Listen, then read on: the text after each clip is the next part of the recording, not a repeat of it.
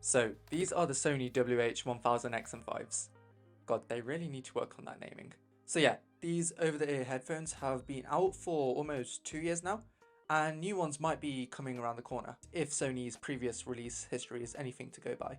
But you know, I've heard so many people say so many great things about these headphones, that they might even be AirPod Max killers, that I just had to go out and buy a pair for myself.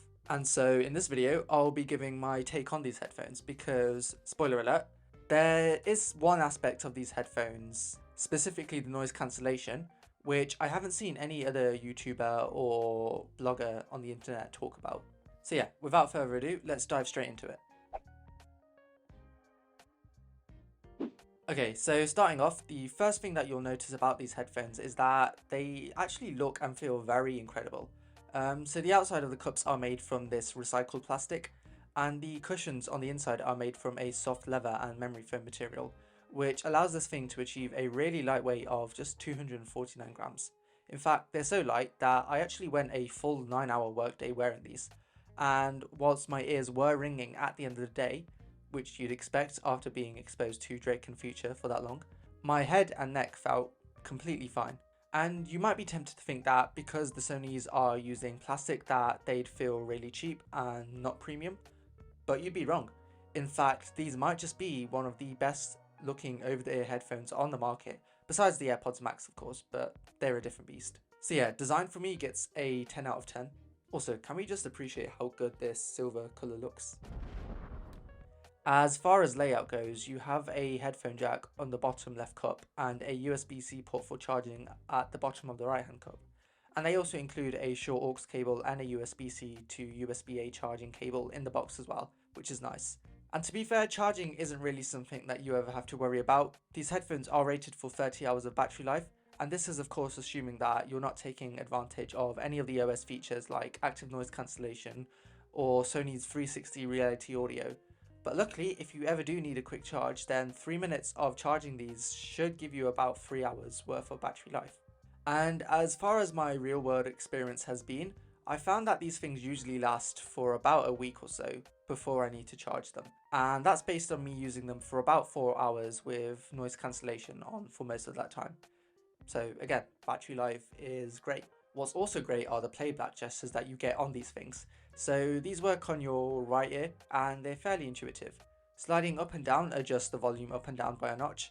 Sliding forward jumps to the next song that you're playing, while sliding backwards goes back to the previous song. And if you want to play or pause a song, you just double tap the cup. And then on the bottom of the left hand cup, you also have a button to switch between noise cancellation and ambient sound, as well as a power button. Oh, and these headphones also allow you to automatically switch between two devices at a time. I think the only case in which you wouldn't like the playback gestures on these Sony headphones would be if you intend to regularly work out in them. Because I did wear these to the gym once, and when I was doing tricep extensions, I remember every time the volume would keep adjusting up and down whenever my elbow would brush against my head. But again, these headphones technically aren't rated as being sweat or waterproof, so I wouldn't really recommend them for gym use, but it's something to be aware of anyway. Okay, so now let's get into the nitty-gritty, which is probably what you care most about, and that's the sound of these things. And again, these headphones sound really good. Now, of course, sound quality is a very subjective experience. You know, we all have our own unique music tastes and preferences that are going to bias how we view different headphones. And full disclosure, the music genres that I listen to personally primarily tend to be hip hop and R&B. In other words, music which is quite bass heavy. And yeah, I used to think that the speakers in my studio display or, my AirPod Pro 2s were unbeatable until I used these Sonys. The bass is just very punchy and immersive, whilst also performing very well in the mid-range with crisp highs as well. And the great thing about these headphones is that you can manually adjust the EQ settings inside of the Sony Headphone Connect app. So if you don't like how these sound out of the box, you can always tune them exactly to your liking. Yeah, honestly, I could, use all of the fancy terminology like, high dynamic range, high fidelity audio, and so on. But the TLDR is that these headphones sound really good. Another 10 out of 10. Right, so this is the bit where I've been disappointed. In fact, I've been really disappointed because Everyone on YouTube and online has been raging over how good and industry leading the noise cancellation on these headphones are. And so naturally, I expected that the noise cancellation on these headphones would have been world class, but that's just not the case.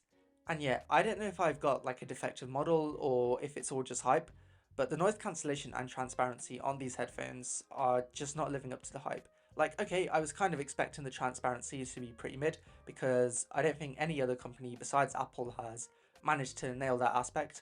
And yes, the ambient sound isn't great. Everything just feels kind of muffled as opposed to fully transparent. But honestly, that's fine.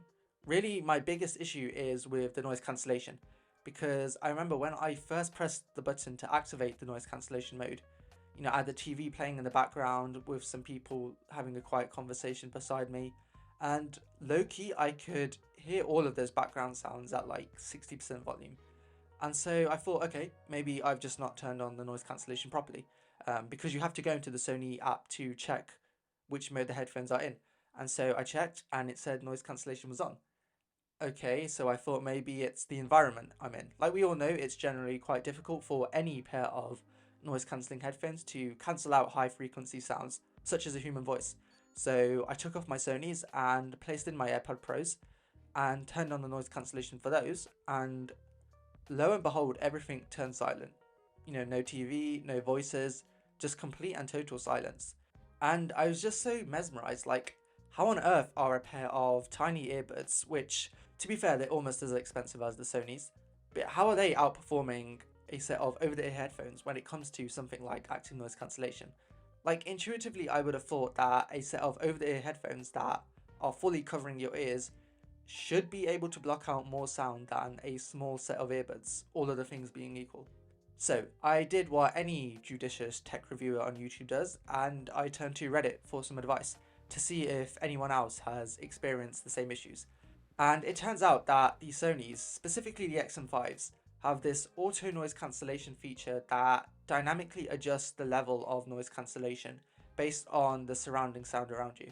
So if you were in, for example, a really loud environment like a subway or a concert, the noise cancellation theoretically would be able to hit its maximum level. Whereas if you're in a quieter room with, just the TV playing, it's going to lower the level of noise cancellation. Basically, imagine your phone's auto brightness, but replace the brightness with the sound. And what's even more confusing about this is the fact that I've not seen or heard a single YouTuber talk about this issue. And I don't quite get why Sony won't just let us manually adjust the noise cancellation ourselves. Like, sure, maybe it could be a safety risk, being completely isolated from what's happening around you. But then if that's the case, why are you allowed to adjust the noise cancellation on the XM4s and all of Sony's other noise cancelling headphones?